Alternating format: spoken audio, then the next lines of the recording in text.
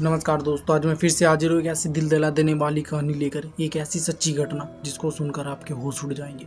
जी हाँ दोस्तों, जिसको सुनकर आपके होश उड़ जाएंगे।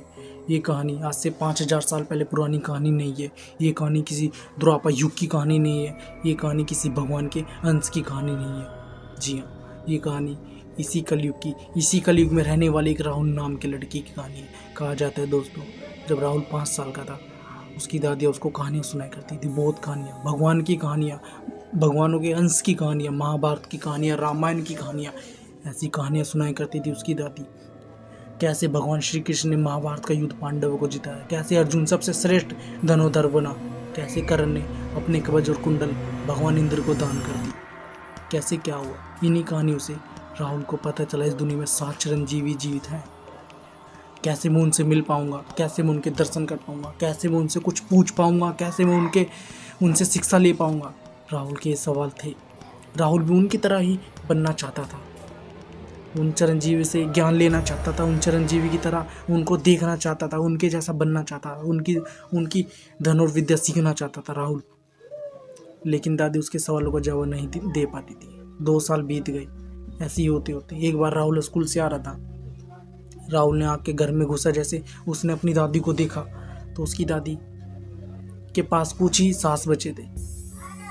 दादी राहुल को देख के और राहुल को पुचकार के स्वर्गलोक को चली गई। राहुल उस टाइम बहुत ही अकेला हो गया था, बहुत ही तनाव हो गया था।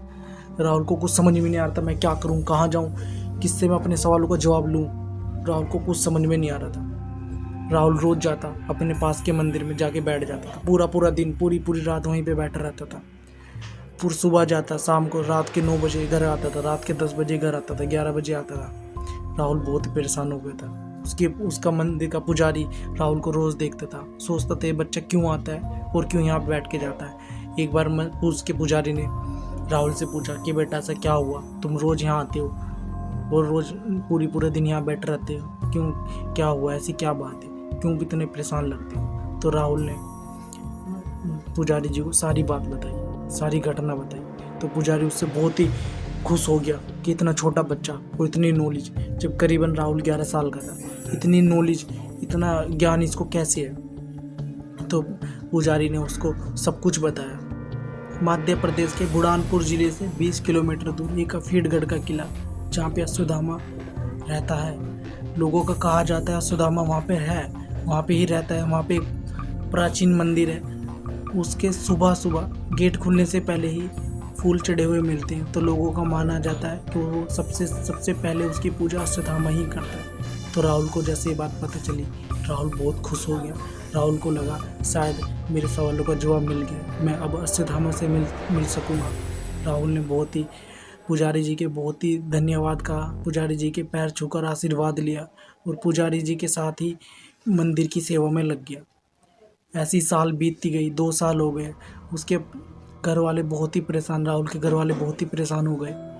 राहुल के पड़ोसी ने भी राहुल के मम्मी पापा को समझाया कि राहुल को समझाओ, उसको इन सब चीज़ों से निकाल के पढ़ाई लिखाई में लगाओ। उसकी अभी उम्र ही कितनी है, वो अभी बच्चा है और वो इन चीज़ों में आ गया। इन चीज़ों में अगर वो रहेगा तो उसको पढ़ेगा लिखेगा नहीं, फ्यूचर में वो क्या करेगा, कैसे उसका घर चलेगा, कैसे आप लोगों को संभालेगा वो। उसके घर वाले भी, राहुल के मम्मी पापा भी बहुत ही हैरान हो गए और उन्होंने सोचा कि बात तो सही है, ये लोग सही कह रहे हैं हमारा लड़का कि भाई एज ही कितनी है, वो किस लाइन में आ गया है, आखिर वो अभी ये सब करेगा तो हमको कैसे संभालेगा, बुढ़ापे में हमारा सहारा कौन बनेगा।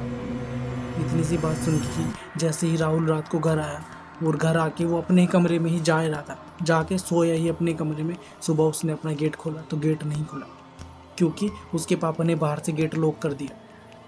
राहुल बड़ा ही हैरान हो गया, बड़ा ही परेशान हो गया। बहुत ही दोबारा से उसकी ज़िंदगी में टेंशन आ गई कि मैं कैसे मंदिर जाऊंगा, कैसे पुजारी जी के दर्शन कर पाऊंगा, कैसे पुजारी जी से और सवाल पूछ पाऊंगा, कैसे उसे थामा के बारे में जान पाऊंगा, कैसे जो मेरे मन में सवाल है उन सवालों का जवाब मैं ले पाऊंगा, कैसे मैं क्या करूँगा।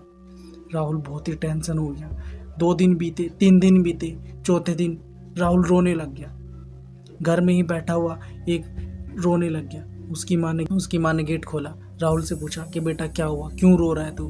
तो उसने अपनी माँ को सब कुछ बताया कि माँ मुझको बाहर जाना है, मुझको मंदिर में दर्शन करने, मुझको पुजारी जी से बात करनी है। उसकी माँ ने राहुल को समझाया कि बेटा जो तू ये कर रहा है ना, ये बहुत गलत है। अभी तेरी उम्र ही कितनी है, अभी तू पढ़ाई लिखाई की तेरी उम्र है और तू ये सब कर रहा है। अभी तू पढ़ाई लिखाई नहीं करेगा तो तू हमको कैसे संभालेगा। तो राहुल ने अपनी माँ से प्रॉमिस किया, अपनी माँ से एक वादा किया कि माँ तू आज मुझको जाने दे और मैं शाम को आके कल से सब कुछ बंद कर दूँ। आज तू आखिरी बार मुझको पुजारी जी के दर्शन करने दे और आखिरी बार मुझको मंदिर जाने दे। उसकी माँ ने सोचा कि राहुल जो बोल रहे हैं शायद सच ही बोल रहे हैं, ये ऐसे ही करेगा। तो उसकी माँ ने राहुल को जाने दिया। राहुल जैसे ही घर से बाहर निकला, राहुल ने फिर के पीछे नहीं देखा, वो सीधा चलता गया।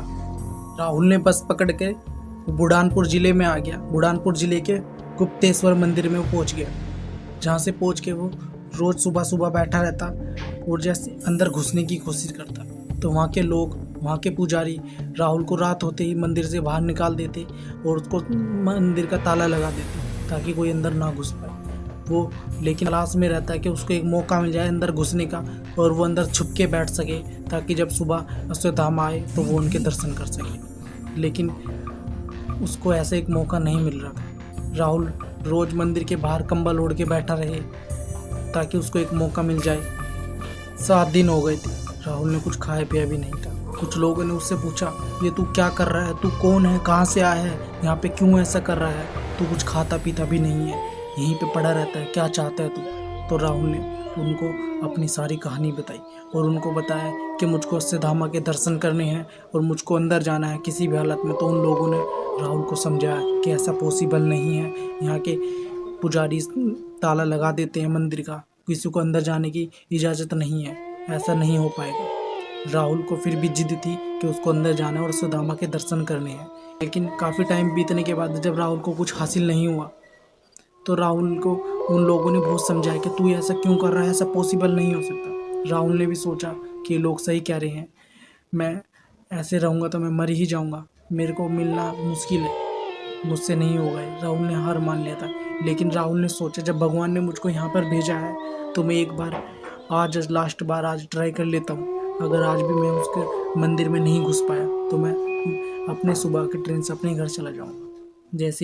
जैसे ही राहुल मंदिर की तरफ चलता है, उसके पैर के नीचे एक पत्थर आ जाता है। उसकी पत्थर से उसकी ठोकर लगती है और ज़मीन पर धम देने गिरता है। जैसे ज़मीन पर गिरता उसके सर से खून निकलने लगता है। राहुल को लगता है कि मैं ये दुनिया त्याग दूंगा, ये अपना देह त्याग दूंगा, मेरी जिस तरीके की हालत। राहुल को चक्कर आने लगता है, उसकी आंखों के आगे अंधेरा आ जाता है, राहुल बेहोश हो जाता है। राहुल की 1 मिनट बाद आँख खुलती है। राहुल देखता है एक बहुत ही भगवा रंग पहने हुए एक इंसान आता है, जिसके माथे से खून निकल रहा है, जिसके अंगों से हर अंग से खून निकल रहा है, रक्त बह रहा है, जिसमें से बहुत गंदी बदबू आती है, बहुत गंदी स्मेल आती है। ऐसा इंसान उसके पास आता है, एक चमचमाता हुआ इंसान जिसकी लंबी दाढ़ी है, लंबे लंबे बाल हैं, 9 फुट का इंसान राहुल के पास आता है।